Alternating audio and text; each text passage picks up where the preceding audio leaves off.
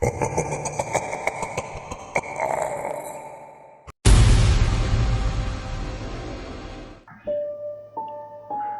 1960 के ज़माने की है। अलीगढ़ आईटीआई में मेरे पिता प्रिंसिपल थे। हम लोग कैंपस के ही क्वार्टर में रहते थे। गर्मियों के दिन थे। हम लोग बाहर बरामदे में सो रहे थे। रात के करीब 1 बजे सुपरवाइजर आर.के. सिंह, जो सिक्योरिटी का काम भी देखते थे, मुझे जगाया और कहा कि अपने पिताजी को बुलाओ।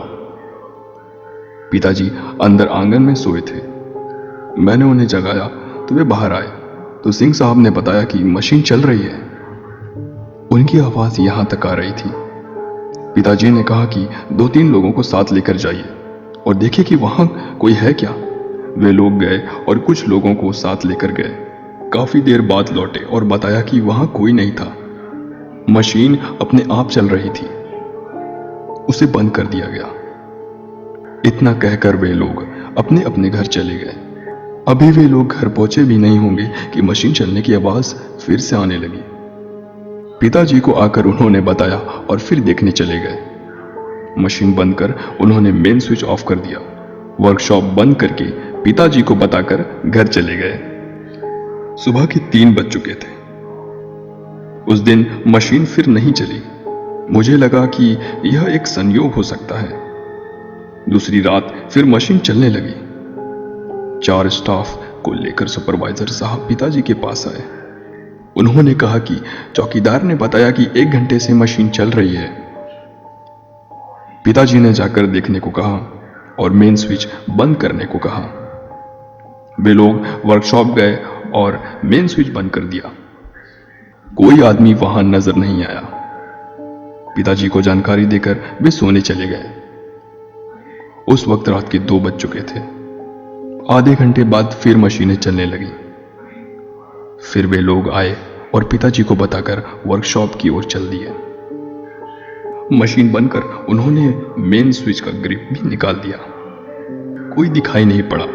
वे सूचना देकर फिर अपने अपने घर चले गए। उस रात फिर मशीनें नहीं चली। दूसरे दिन सुबह सिंह साहब फोरमैन के साथ आए। उन्होंने कहा कि सर कल सोमवार को प्रैक्टिकल का एग्जाम है। हो सकता है किसी छात्र का प्रैक्टिकल पूरा नहीं हुआ हो और वह रात में प्रैक्टिस करता हो। सुपरवाइजर साहब ने कहा कि यदि ऐसा है तो वह दिखाई क्यों नहीं देता। हमारे पहुंचते ही गायब कहां हो जाता है।